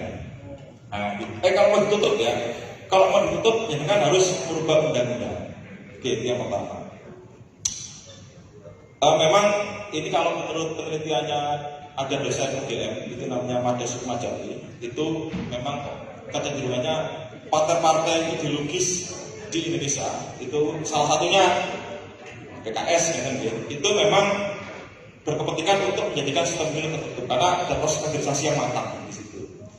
Nah, namun juga kenapa kemudian undang-undangnya itu menjadikan pemilu itu terbuka, karena ya banyak partai-partai yang berkepentingan dengan model sistem pemilu yang terbuka gitu. Mungkin begitu Pak. Yang kedua, pilkada langsung ini tetap dijalankan. Itu kalau menurut jadwalnya itu sudah tertulis dalam Undang-Undang 10 tahun 2019 pasal 2016 Mas. Undang-Undang 10 tahun 2016 pasalnya 201 ayat 8 atau ayat 9 ini sudah ada jadwalnya. Pilkada dilaksanakan pada bulan November 2024. Calonnya berarti dari pemilu 24. Dasar calonnya dari hasil pemilu 2024. Karena ada jeda 6 bulan dari penetapan perolehan hasil dengan pencalonan itu masih ada jeda. Kalau dengan pemungutan ada jeda 6 bulan yang saya hitung. Tapi dengan pencalonan jedanya 3 bulan. Jadi misalkan pada hari ini diputuskan partai yang dapat PDI dapat 10 kursi, PKB dapat 10 kursi dan berikutnya PKS dapat sekian kursi. Itu nanti punya waktu 3 bulan untuk mencalonkan. Ini kalau kita lihat jadwalnya gitu. Jadi ada jeda. Nah, dasar untuk pencalonannya tidak lagi pada pemilu yang kemarin, tapi pemilu yang pada tahun itu. Itu dasarnya. Yang berikutnya, nah ini Pak, ini kotak ya. Jadi ini problematik ya. Tapi mohon maaf, ini kaitannya dengan anggaran. Ini anggaran. Jadi kotak suara yang menggunakan aluminium ini kan anggarannya luar biasa. Nah, padahal tingkat kerusakannya juga tinggi. Maksudnya kotak yang dari aluminium itu akan digunakan untuk setiap pemilu pilkada menggunakan kotak yang sama. Tetapi kerusakannya tinggi. Ya saya tidak tahu ini memang rusak beneran atau memang apa gitu ya.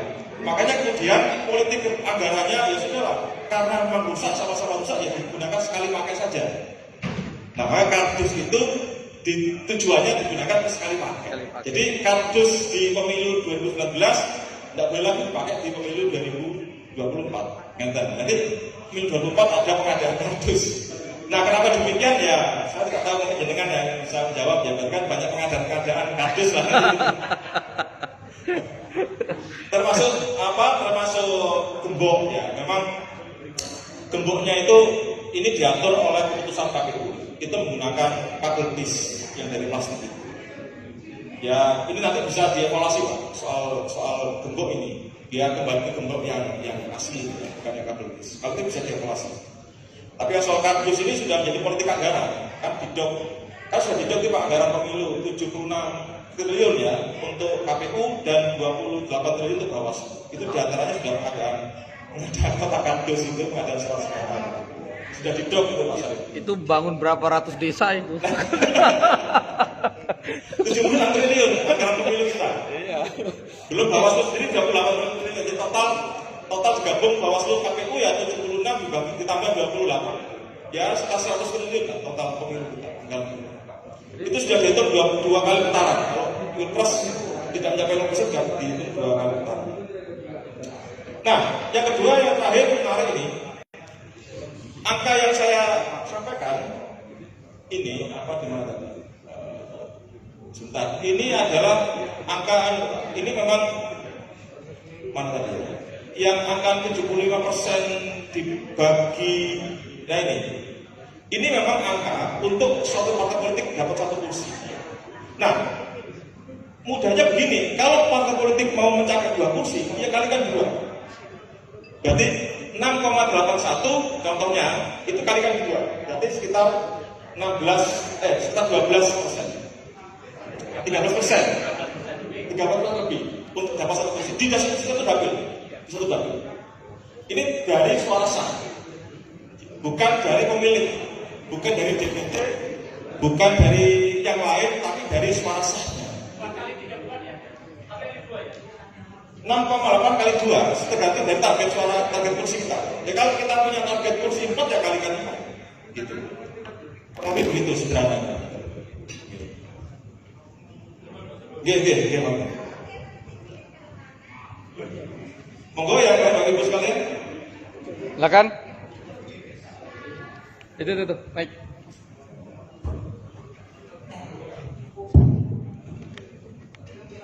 Sedikit bismillahirrahmanirrahim. Assalamualaikum warahmatullahi wabarakatuh. Waalaikumsalam. Tentang KPPS yang tadi telah disampaikan, yang beberapa hal terjadi hal-hal yang tidak diinginkan ketika para petugas KPPS pada meninggal. Seperti tadi disampaikan bahwa KPPS yang tahun 2019 berarti sudah tidak boleh melaksanakan kegiatan di tahun 2024 nanti. Ditambah lagi dengan bintek-binteknya yang kurang. Namun perlu diketahui bahwa SDM di semua lini tidak sama, apalagi di daerah-daerah terpencil seperti di daerah kami. Luru SMP besar kasa, Mas. Ditambah lagi kurang adanya pengalaman dalam penyelenggaraan kegiatan pemilu. Apakah hal ini ada jaminan di kelak 2024 nanti pemilu akan lebih baik dalam hal masalah pemungutan suaranya? Ini menjadi sebuah bahan pertimbangan. Mestinya petugas yang lalu sebagian harus bisa direkrut biar ada satu pengalaman. Kalau semuanya baru, ini menjadi sebuah hal yang nantinya malah justru jadi masalah. Kita harus seperti Pegadaian lah, menyelesaikan masalah tanpa masalah. Misalnya seperti itu. Jadi kalau hal yang seperti ini tetap dikembangkan seperti itu, malah justru ini nanti menimbulkan sebuah masalah yang sangat besar sekali. Jadi sekiranya nanti para petugas KPPS ini untuk bisa 50% atau seberapa sebagian itu harus mengambil orang lama, sehingga mereka paling tidak sudah punya pengalaman dalam penyelenggaraan pemilu di tahun-tahun sebelumnya. Mungkin seperti itu. Terima kasih. Assalamualaikum warahmatullahi wabarakatuh. Waalaikumsalam warahmatullahi wabarakatuh. Ini leres Pak. Jadi karena ada analisa yang tadi saya sampaikan, ini sudah bahan kajian ya Pak. Yang pertama tadi aspek kelelahan, dia bekerja bahkan 2 hari sebelum hari H ya, dan bekerja 2 hari setelahnya, itu kelelahan. Artinya nanti evaluasinya harus ada tes kesehatan. Jadi petugas penyelenggara itu harus dinyatakan sehat oleh rumah sakit, paling tidak yang diakui oleh negara atau rumah sakit daerah itu harus dinyatakan sehat dulu. Kalau kemarin nggak ada lagi, kemarin nggak ada tes kesehatan Pak, langsung saja usulan PPS siapa sesuai dengan syarat-syaratnya langsung ditetapkan oleh PPK atau oleh KPU ya, usulan PPK dan dikasih tugas oleh KPU. Karena waktunya mepet Pak. Ya kemarin saya sampaikan bahwa dopnya undang-undang pemilu dengan penyelenggaraan ini waktunya 1 tahun, sehingga tidak cukup waktu bagi KPU untuk melakukan seleksi secara ketat. Nah, dengan pertimbangan aspek kesehatan tadi, ini juga banyak literatur penjelasannya dari berbagai macam universitas juga menjelaskan itu. Maka salah satu syarat untuk masuk untuk menjadi penyelenggara nanti adalah tes kesehatan. Itu sudah masuk Pak. Nah, yang kedua, undang-undang sudah membatasi tadi, bukan berarti kalau dia sudah menjadi KPPS 2019 tidak boleh lagi di 2024, masih boleh Pak, sepanjang dia tidak melebihi 2 kali periode. Jadi antara misalkan kalau dia bertugas pada 2019 saja, ya, berarti dia masih boleh bertugas di 2024. Yang tidak boleh itu kalau dia bertugas di 2019 dan 2014 yang lalu. Maka 2024 dia juga nggak boleh lagi. Nah, syarat ini memang, mohon maaf, ini syarat ini memang terlalu benar tadi yang jenengan sampaikan, terlalu membatasi. Sebetulnya ini bagian dari yang mau direvisi dari Undang-Undang Pemilu, Pak, tentang batasan 2 kali periode. Karena KPPS itu kan beda dengan KPU. Kalau KPU memang harus 2 kali periode. Tapi kalau KPPS kan ada unsur ketokohan, gitu kan? Ada orang yang dihormati, ada unsur apa ya? Ada kepemimpinan kultural. Sehingga ketika itu seorang ketua KPPS itu selama dia menjalankan tugasnya tidak melanggar etika, tidak melanggar hukum, ya harusnya dia tetap dipilih sebagai penyelenggara di periode pemilu berikutnya. Ini sebetulnya sudah masuk dalam rumusan rancangan undang-undang pemilu. Tapi sayangnya rancangan undang-undang ini di-drop, Pak, tidak jadi prolegnas. Sehingga waktunya nanti revisinya ya pasca 2024 baru ada revisi undang-undang pemilu. Tapi apa yang tadi dengan sampaikan sudah termaktub gitu. Begitu, Pak. Monggo, Bapak Ibu. Sambil menikmati jangan, monggo. Siap. Bu Gani mungkin ada pertanyaan? Bagaimana cara pindah dapil atau pindah partai?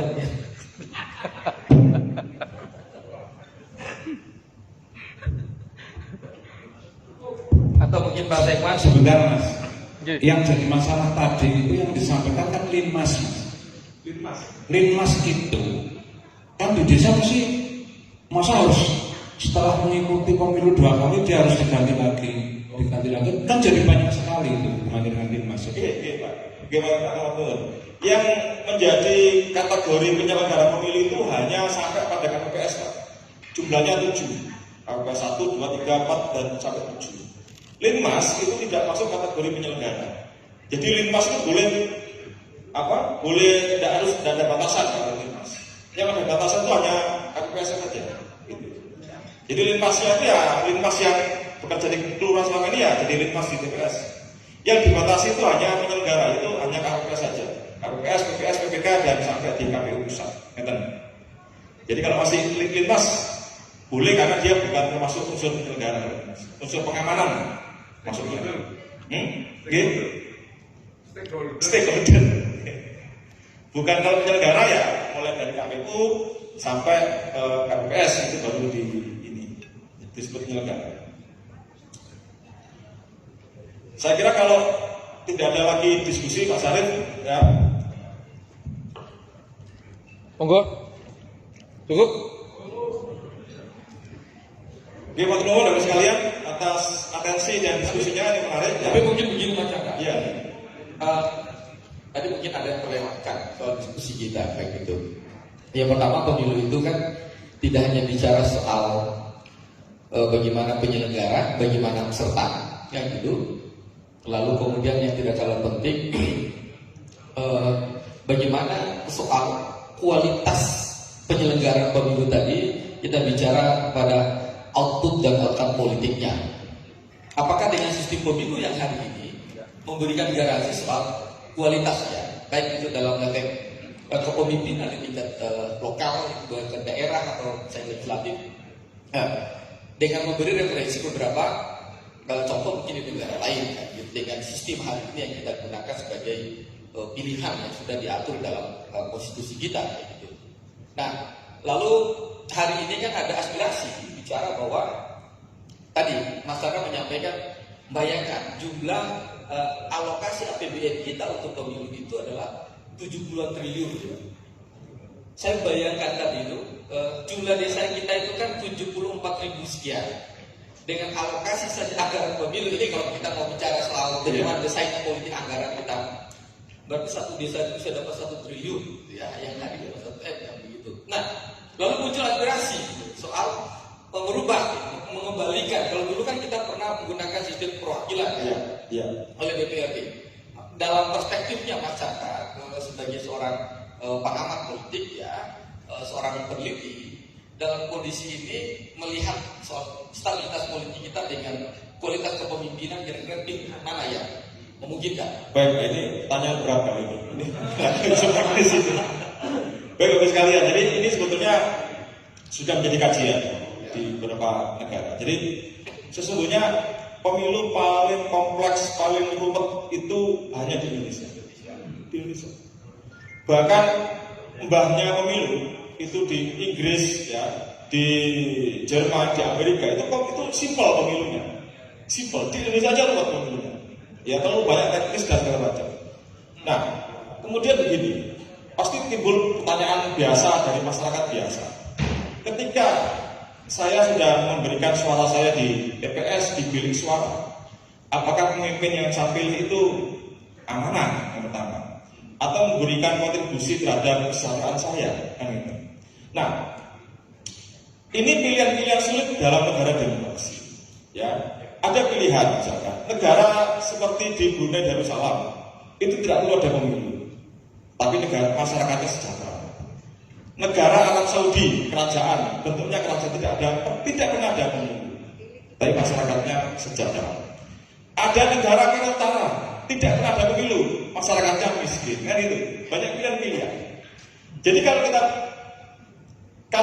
baca literatur, ya sebetulnya sistem pemilu yang akuntabel itu yang dijalankan dengan prinsip-prinsip yang baik itu dapat memberikan kontribusi terhadap indeks demokrasi, indeks perwakilan politik di suatu negara. Masalahnya adalah mencapai indeks sistem pemilu yang akuntabel itu tidak mudah. Satu, tadi disebutkan oleh Bapak tadi, ada masalah SDM yang tidak merata. Ada yang sudah pengalaman, ada yang belum berpengalaman. Kedua, selain dari aspek penyelenggara, dari aspek peserta pemilunya. Mohon maaf, pemilu peserta itu kan tujuannya menang, kan gitu. Bahkan ada sebuah, kalau di MK itu, kalau saya dengan Pak Ismawan kan kita di kafe-kafe itu, yang penting itu menang, walaupun tidak terhormat, daripada kalah dengan terhormat. Nah ini seringkali kita diskusikan di kafe-kafe kita. Jadi ya ini kan aspek peserta. Nah masalahnya adalah penyelenggara pemilu atau wasitnya pemilu itu tidak punya keberanian untuk memberi penertiban atas para peserta yang melanggar aturan ini. Itu banyak hal ya. Ada Bawaslu, terstruktur mulai dari pusat sampai di TPS. Tapi seringkali kalau Bawaslu berhadapan dengan ini Pak Ketua ini, tidak berani saya, ini Pak Ketua ini. Nah, seringkali begitu ya. Ada unsur. Maka sebenarnya Bapak sekalian, kalau saya diminta pendapat, ini saya sudah kalau kita lihat ya, sebetulnya sistem pemilu di Indonesia tidak harus menyerupai sistem pemilu di negara-negara lain. Tidak harus. Kalau negara lain misalkan menggunakan sistem pemilu langsung, ya, di Indonesia tidak harus langsung. Tergantung dari porsi PAD-nya. Misalkan Pak Sarif, Banjarnegara PAD-nya besar. Misalkan 50%, 50 miliar, misalkan ya, PAD-nya 50 miliar. Tetapi biaya yang digunakan untuk penyelenggaraan pilkada itu 30 miliar. Habis sudah separuhnya untuk dari PAD itu habis lebih dari separuh. Nah, maka kalau menurut ini pernah saya diskusikan dengan Profesor Jermansyah, mantan dirjen otonomi daerah. Kebetulan dosen saya. Jadi kabupaten-kabupaten yang PAD-nya kecil sebaiknya dipilih atau dipilih oleh perwakilan atau cukup ditetapkan oleh institusi pemerintah di atasnya. Gubernur. Di Amerika begitu. Di Amerika itu ada yang model-model county itu, country itu ditetapkan oleh gubernurnya. Itu semacam kayak dulu kita tuh kota Madia. Oh iya, kota Madia itu nggak perlu pemilihan, itu ditetapkan langsung. Nah, pasca reformasi semua dibuka semua disetarakan. Padahal sesungguhnya kondisi daerah kita tidak setara. Nah ini pasal kalinya APBD kan ya. Jakarta khusus kali bukan. Nah ini yang kemudian disebut sebagai desain pemilu asimetris atau pilkada asimetris. Kasus Jakarta, kasus Jogja, ya itu pilkadanya bahkan kalau Jogja langsung penetapan saja, karena ada unsur historis kenegaraan ya. Kalau DKI langsung ditetapkan oleh presiden, karena itu adalah daerah khusus, barometer politik. Mohon maaf, di Jakarta yang ditetapkan itu yang ditetapkan hanya DPRD-nya, tidak ada DPRD yang kota, tapi gubernur dipilih langsung. Tetapi untuk mencapai ambang batas harus sama dengan presiden 50% lebih Jakarta. Nah, yang sebelum ditetapkan di IKN yang baru ini, yang di Kota Kartanegara itu langsung ditunjuk kepala otorita sebagai setara dengan kepala daerah. Tunjuk langsung oleh presiden. Begitu yang saya pahami. Nah, daerah-daerah yang PAD-nya kecil, sesungguhnya seharusnya bisa dihitung. Kalau biaya anggaran pilkada itu melebihi 50% dari PAD-nya, justru harusnya tidak layak untuk langsung pilkada langsung. Itu partai-partai politik dengan semua yang ini yang punya suara untuk berubah undang-undang itu. Menurut saya di pasal oleh koalisi. Nah, itu telah mau ditafsir aturan mas. Kita selalu punya di situ. Kayak dulu proporsional setengah proporsional itu kan karena iya. Gitu. Terus nggak usah. Ya, tapi kan ini yang saya saat ini kan akademiknya, ini kan kajian akademik. Kalau urusan politiknya, yaitu partai-partai politik. Tugas kalian seperti saya, Mas Arief itu kan hanya menyodorkan ini kajian akademiknya. Itu jenengan yang memutuskan pilihan mana yang terbaik untuk Indonesia. Tapi memang benar sih Pak. Jadi di Undang-Undang 23 itu misalnya, saya bayangkan imajinasi soal interpretasi soal Undang-Undang 23 misalnya untuk jabatan gubernur. Gubernur itu kan dikatakan wakil pemerintah pusat yang ada di daerah. Seharusnya dengan terjemahan Undang-Undang 23 sebenarnya clear jabatan setara menteri, gak ada lagi pilihan gubernur. Karena secara di dalam undang-undang kan jelas pasal 99 sampai 101 gubernur itu adalah wakil pemerintah pusat yang ada di daerah. Itu diterjemahkan demikian gitu. Sehingga sekarang kalau tanya mana sesungguhnya wilayah administrasi otonomnya provinsi, nggak ada sebenarnya. Ya ada, ya begitu. Makanya komitmen terakhir kalau kita baca di Undang-Undang Nomor 1 tentang AKBD itu kan kewenangan gubernur kan dipreteli semua itu. Pernyataan presiden kan jelas bahwa otonomi itu ada di pemerintah daerah, di kabupaten kota. Maka diserahkannya selama ini hanya kepalanya dikasih, tetapi kemudian ekornya kan dipegang. Di Undang-Undang AKBD itu diberi ruang. Nah itu mengingatkan pada Undang-Undang 2299 atau 32 sebenarnya. Di Undang-Undang 32 itu kan ada 3 rejim pemerintah daerah, rejim pilkada diatur di situ, kemudian rejim desa kan juga diatur di situ. Kalau kemudian kita starting misalnya soal ini gagasan jalannya kan gitu ya, bahwa pilkada yang namanya gubernur seluruh Indonesia tidak ada pemilihan aja, itu menjadi hak prerogatif presiden yang kemudian mendapat persetujuan dari DPR saya kira untuk pengisian jabatan karena setara dengan menteri ya gitu. Ya. Saya kira kita bisa mengefisiensi kalau bicara efisiensi kan gitu ya. Tapi demokrasi kan tidak bicara efisiensi. Dia hanya bicara soal kualitas kan gitu ya. Dia tidak menghitung berapa rupiah yang harus dihabiskan di APBN. Di demokrasi tidak bicara soal itu, tapi bicara soal indeks, lalu kemudian bagaimana aspirasi itu bisa diperjuangkan ya. Itu saya kira. Baik, saya kira demikian Pak Sarif. Ya. Oke, terima kasih atas waktu untuk kita semua. Assalamualaikum warahmatullahi wabarakatuh. Waalaikumsalam warahmatullahi wabarakatuh. Baik, terima kasih Mas Jaka atas waktu dan kesempatannya. Bagaimana Bapak Ibu semua, Pak Ketua? Close? Oke. Ya masih. Saya pikir, tapi tergantung aspirasi. Ini sesi terakhir saya sebenarnya bicara soal APBD. Tapi kalau misalnya forum energi close the door, monggo. 10 menit? 10 saja. Oke, baik. Nah, ini menarik.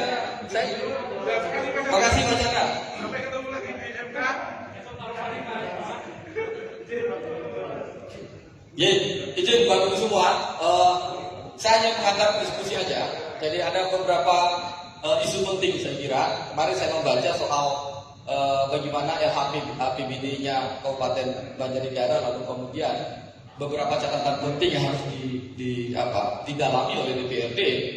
Sebagian tidak lanjut dari tadi hasil pemeriksaan BPK maupun sebagai amunisi material di dalam pembahasan RKPD 2023 ya buat DPR. Yang pertama adalah penting mencermati soal rasio belanja antara belanja pegawai tadi itu dengan belanja modal. Ini masih timpang ya.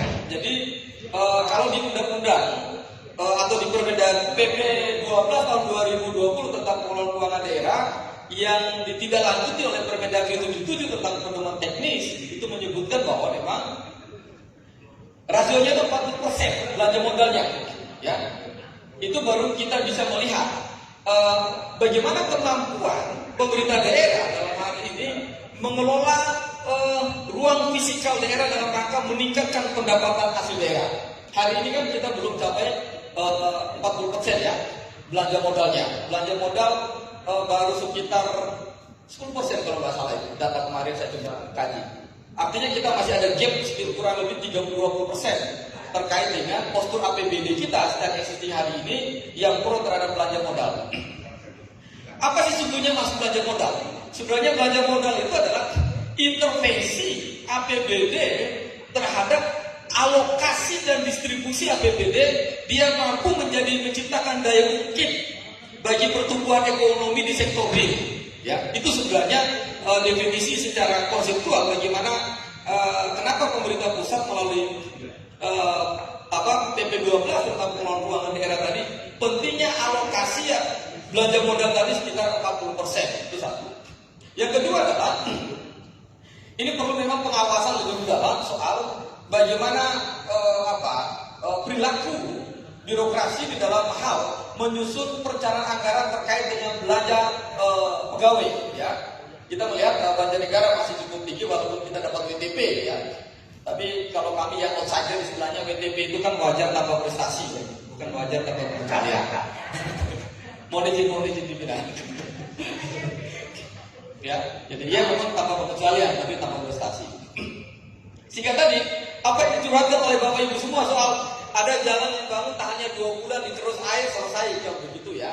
Karena hanya mengejarkan kuantitas proyeknya belanja tadi itu bukan melihat intervensi bahwa perencanaan soal pembangunan infrastruktur tadi harus mampu sebenarnya menciptakan daya ungkit pertumbuhan atau menyelesaikan gap pertumbuhan ekonomi antar wilayah. Catatan ketiga, Banjarnegara gap pertumbuhan ekonomi masing-masing kecamatan berdasarkan analisis LKPJ kemarin itu cukup tinggi antara satu kecamatan dengan kecamatan lain. Nah, saya kira ini menjadi catatan penting bagi DPRD yang mewakili dapil masing-masing. Untuk apa? Cara menyusunnya begini Bapak Ibu semua. Pokir atau reses tadi, saya selalu bilang DPRD Banjarnegara masih punya 2 PR. Hari ini waktu pertama kali 1 tahun yang lalu kita ketemu DPRD Banjarnegara belum punya reja DPRD. Tadi dikoreksi oleh Pak Kanwil Kemenkumham soal 5 tahun ke depan DPRD Banjarnegara itu mau ngapain. Ini harus segera dirumuskan di dalam rencana kerja 5 tahunan DPRD. Ini penting Pak. Gitu. Sehingga kita tidak fight factor kayak pemadam kebakaran di dalam Bamus tadi merumuskan program mau kemana, kapan, di mana kan begitu. Termasuk di dalamnya reja itu mengatur bagaimana sesungguhnya pada saat kita melakukan agenda-agenda rutin berkaitan dengan reses, sesungguhnya di situ adalah simpul untuk mempertemukan hari ini standing posisi dan PJMD kita yang dalam tanda petik yang dilidik oleh PJ hari ini. Oke, kita sebenarnya ketemunya di mana gitu. Maka sebenarnya tadi sekaligus menjawab pertanyaan tadi Pak. Bagaimana ruang fisikal kita hingga mungkin kita hari tidak dikasih? Pak, Undang-Undang Keuangan Negara nomor 17, Undang-Undang HKPD, PP 12, Permendagri 70, Permendagri 77, itu tidak ada satu pasal pun yang mengatur soal bahwa pokir DPRD itu dikasih. Tidak ada Pak. Tidak ada. Boleh tunjukkan, tidak ada satupun. Nah, lalu siapa yang mendrive ini? Ini kan jadi pertanyaan. kok tiba-tiba Pokir itu, plotnya setahun anggarannya ada 1M, ada 2. Padahal di semua narasi undang-undang maupun peraturan tidak ada menyebutkan soal kaflingan dari Pokir. Maka apa artinya? Sesungguhnya ini adalah konsensus secara politik kita di DPRD, ya. Bagaimana membangun inlainitas, sinkronisasi antara visi misalnya hari ini yang diemban oleh PJ 2 tahun terakhir ini mau ngapain? Hari ini misalnya desa-desa kita di Banjarnegara ada 20 desa ditetapkan sebagai desa kemiskinan ekstrim. Pertanyaan saya, bagaimana positioning reses dan Pokir DPRD mampu membridging sampai pada input SIPD tadi menyelesaikan persoalan desa-desa kemiskinan ekstrim tadi itu. Berarti fakta empiris yang ditemukan di dalam LKPD kemarin soal terjadi gap, ya, gap alokasi dan distribusi APBD pada masing-masing tadi. Lalu pertanyaan saya kepada teman-teman debat adalah di mana posisi Pokirnya tadi itu? Berarti kan ada tikungan besar, Pak, yang kemudian tidak nyambung dengan perencanaan yang induknya. Ini menurut saya yang harus segera dibuat jembatan, saya kira. Hingga saya bilang begini, Pak, beruntunglah hari ini kita masih 2 tahun dipegang oleh PJ. Lalu kemudian otoritas politik anggaran itu ada pada legislatif, ya, karena PJ tidak punya RPJMD, ya. Maka cara mendorongnya sebenarnya Bapak Ibu semua, yang pertama adalah tadi coba bikin restra. Restra itu adalah jembatan. Kalau di RKPD itu di OPD itu kayak RKPD-nya. Coba bikin restra. Mohon nanti Pak Ketua, Bapak Ibu, ada Pak Sekar, bikin aja renjanya DPRD tadi itu sebagai bridging sebenarnya. Sehingga nanti dari renja itu tidak ada lagi kafling Pokir tadi nggak ada, Pak, serius. Itu satu. Yang kedua, di dalam Undang PP 18 tentang hak keuangan, ya, ada salah satu poin yang ingin di dalam itu. Tadi Pak Heri juga menyampaikan. Disebutkan di sana bahwa salah satu fungsi pengawasan DPRD adalah melalui kunjungan kerja dapil. Nah, coba di-off-kan aja, nggak usah direkam baru ini. Ada kunjungan kerja dapil.